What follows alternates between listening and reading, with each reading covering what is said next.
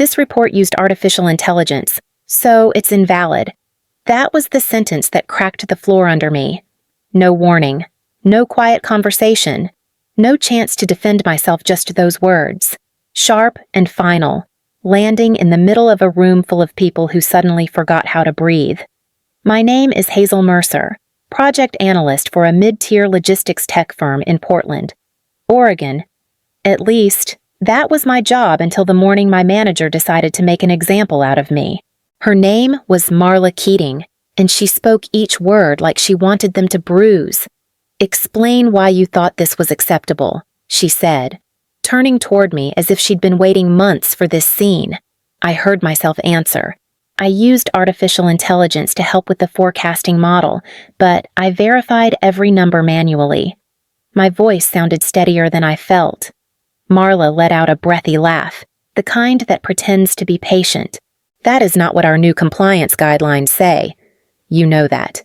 Around us, chairs creaked. No one looked at me. I recognized the silence. It was the kind people use when they hope they won't be next. "This entire report," she continued, tapping the folder on the screen, "is invalid. It is contaminated work." She dragged her finger toward the delete command like she'd been rehearsing it. "Marla, wait," I said. "Please at least review." "There's nothing to review." Her tone sharpened. "If you don't like it, Hazel, then go work for another company." Someone inhaled too loudly behind me. Someone else muttered my name like they wished they could take it back. And then Marla pressed delete, and months of my life disappeared with one careless gesture. I felt heat crawl up my spine. Humiliation came first, panic second, but something else pushed in behind them, something steadier, quieter, almost calm. "Did you hear me?" Marla asked. "If you don't like it, leave." I stood straighter than I had in months. "I agree." Her mouth opened, but I didn't wait for whatever came next. The decision was out of my body before I could argue with it, and suddenly the room felt different, like the fear that used to live in my ribs had slipped out without asking permission. I walked out as the shock spread behind me, unaware that the worst moment of my career had already begun, unraveling everything that came before. I did not walk into that meeting as a blank slate. I carried an entire year on my back, and most of it no one ever bothered to ask about. A few months before everything collapsed, my teammate Jordan had stopped by my desk with a sheepish look. "Hazel, the client numbers for the Blissport route are a mess. Could you take a look?" It was the third time that week. "You were assigned that route," I reminded him. "I know, but you're faster," he said. "Please," I said yes, because saying no always felt dangerous. My father's medication had jumped to nearly $2,000 a month after his insurance change. My rent in Portland had risen by nearly $500. I could not risk losing the only salary keeping us both afloat. Every overtime request, every late-night call, every abandoned spreadsheet someone dumped on my desk, none of it felt optional. One night, around 2 a.m, my co-worker Priya saw my status light still on. "Hazel, you're going to burn out," she said softly. "I can't." I told her, "If I fall behind, I lose everything." She hesitated. "Have you tried using artificial intelligence? Even just for structure, I check every line myself." I said, "But it helps me get through the mountain." That was the truth.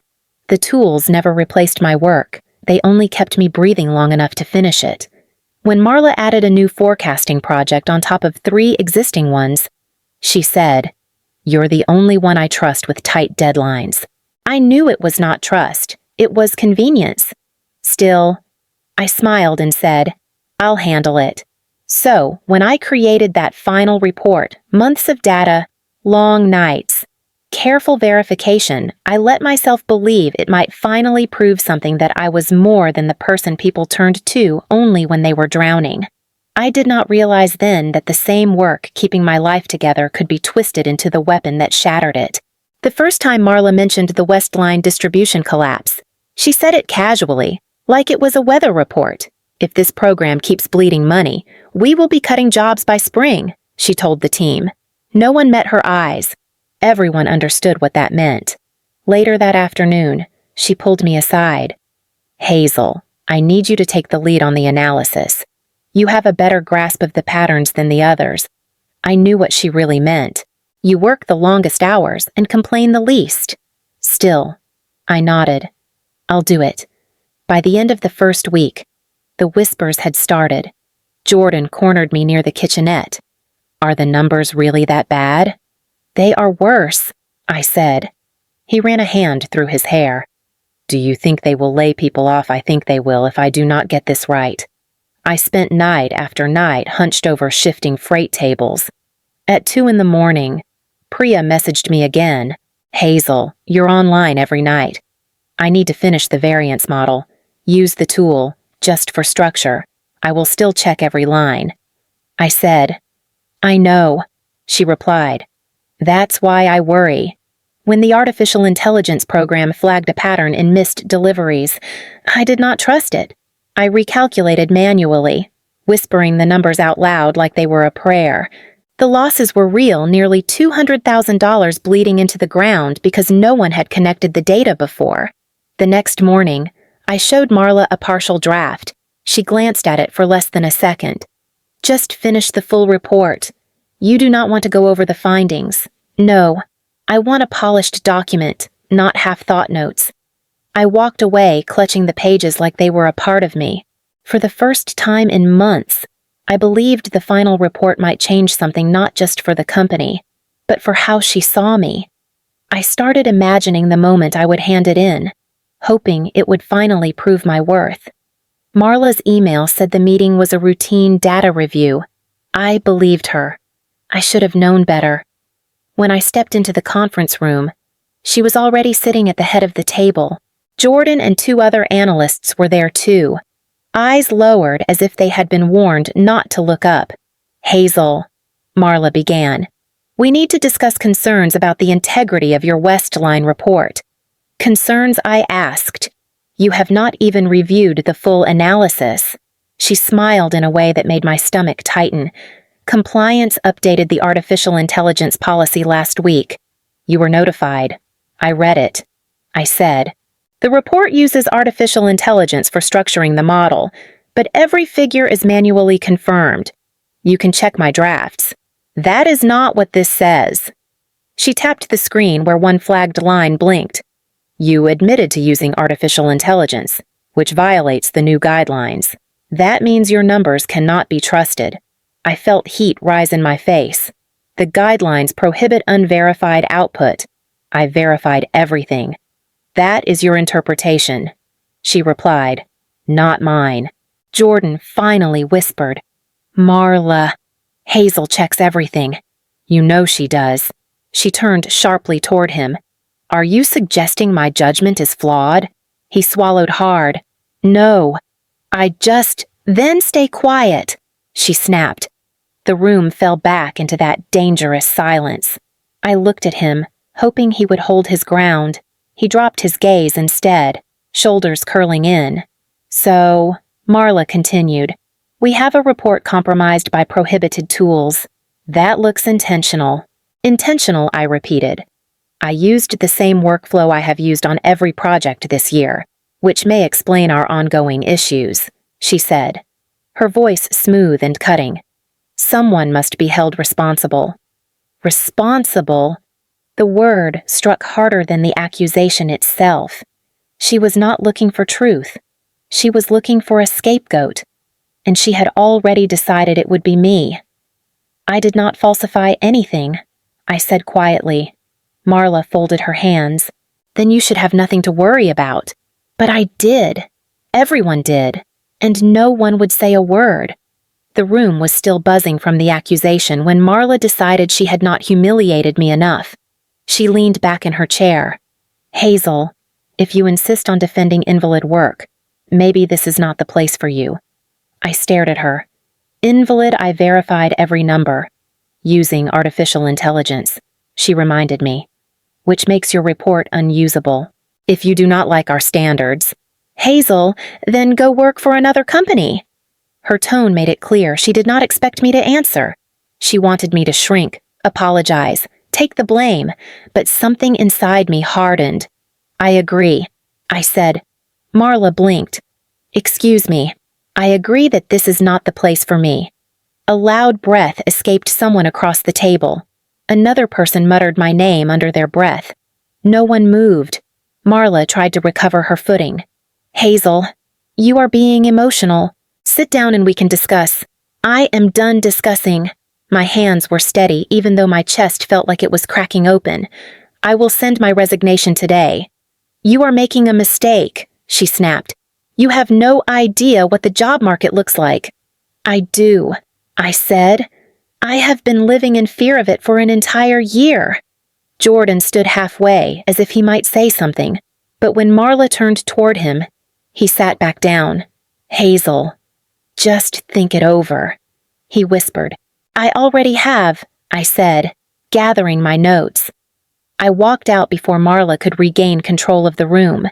Each step down the hallway felt unreal, like I was watching someone else move. At my desk, I packed my things quietly. No one approached. No one even pretended.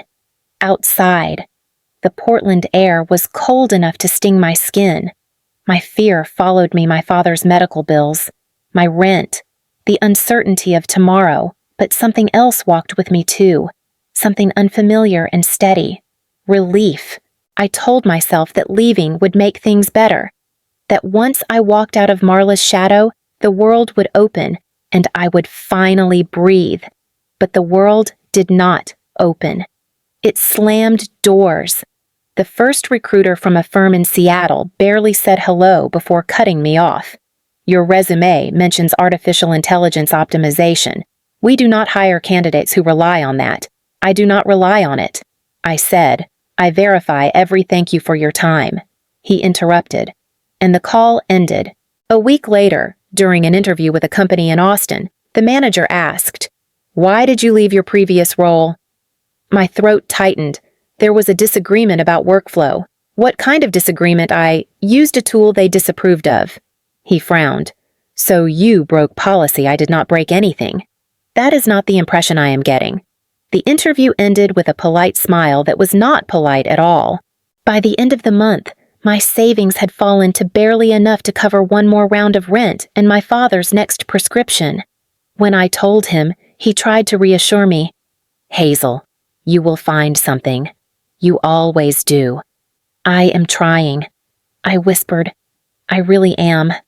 One night, desperate to prove I still had value, I opened an old data set and tried creating a full report with no artificial intelligence help at all. The numbers blurred. I miscalculated basic sums I had done 1,000 times. When I found a mistake in the variance line, one I would never have missed before I slammed my hand on the desk. What is wrong with me? I muttered. The empty room did not answer. I sat there, breathing hard, realizing the truth I had been avoiding. The problem was not the tool. It never had been. The problem was the fear that had been growing inside me long before Marla hit delete. The message arrived just after midnight, when I was staring at my bank app and trying not to panic. The subject line read, Inquiry about your Westline analysis. For a moment, I thought it was a mistake. The sender was Daniel Harrow, director of strategy at a consulting firm in downtown Portland. His email was short. I reviewed portions of your work months ago. I would like to talk. Your approach stood out. I reread the words again and again before calling my father. Dad, someone reached out about my report. That one Marla deleted. Yes, he chuckled softly. Then, clearly, it was worth something. The next morning, Daniel suggested a video call. When his face appeared on the screen, he looked thoughtful, not rushed or irritated. Hazel, thank you for meeting, he said. I saw early drafts of your Westline work before it disappeared. Disappeared, I repeated. That is one way to describe it. He smiled gently. Let me be direct. Your integration of artificial intelligence with manual verification was impressive. Most analysts lean too heavily on one or the other. I was told it was invalid.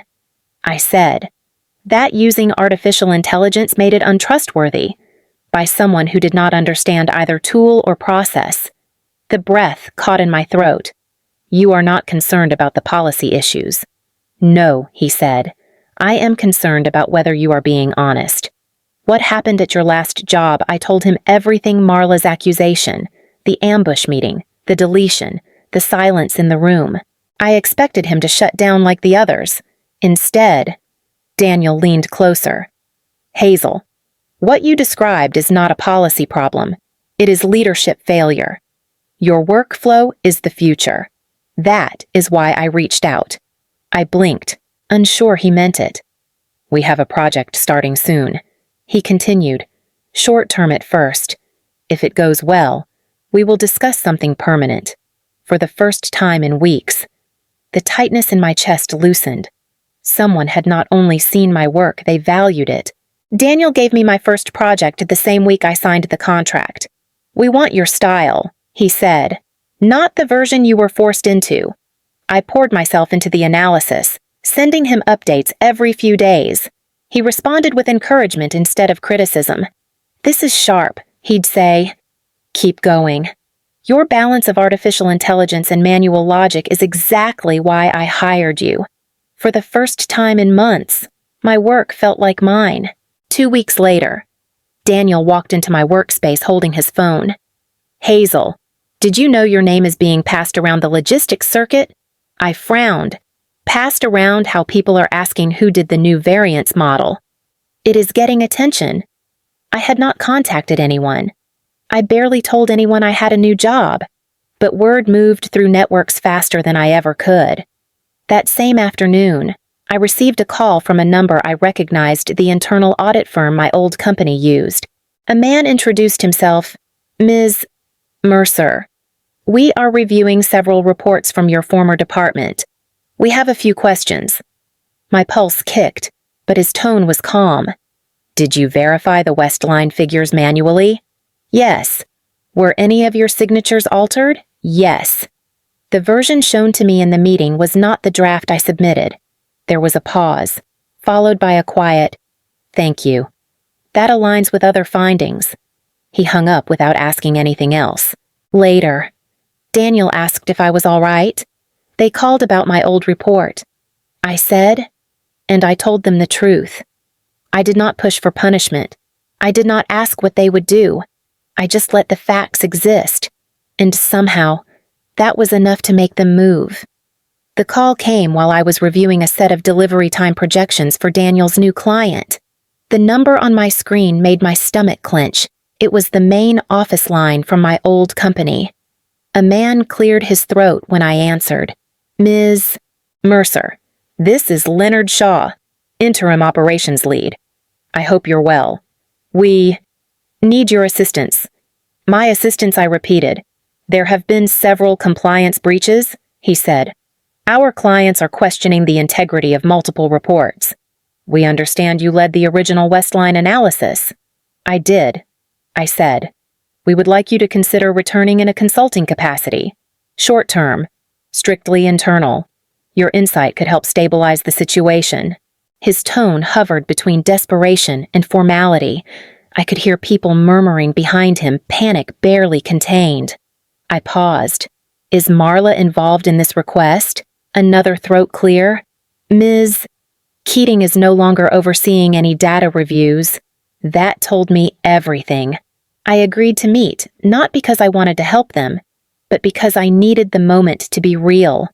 When I arrived the next afternoon, the conference room looked smaller than I remembered. Leonard stood to greet me.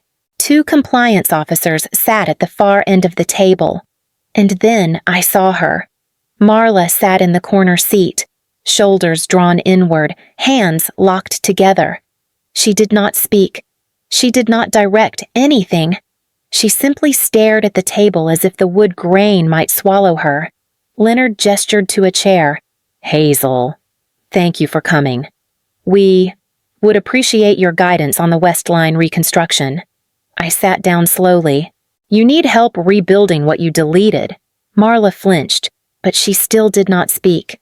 Leonard exhaled. Yes, we do. I folded my hands. Then let us discuss what the project requires and what I am willing to offer. Leonard tried to ease into the conversation, but urgency kept seeping through. Hazel, we would like you to outline what you believe the reconstruction requires. I opened the folder I had brought. You need an independent audit, I said. Not my involvement, not my analysis. A neutral third party. If you want transparency restored, that is the only way. One of the compliance officers asked, You are declining to participate. I am declining to return. I said calmly, I left for a reason. Marla's fingers tightened around each other, knuckles whitening. She still did not speak. Leonard leaned forward. We hoped you might reconsider. Your insight would be valuable. My insight is already in the documents you deleted, I replied. But the problem here is not a missing report. It is a pattern of mismanagement. That was the first time Marla looked at me. Her voice was small. You do not understand the pressure I was under. I do, I said. I lived under it for a year. She opened her mouth again, then closed it. Whatever explanation she had been preparing collapsed before it reached the air. I slid the paper across the table.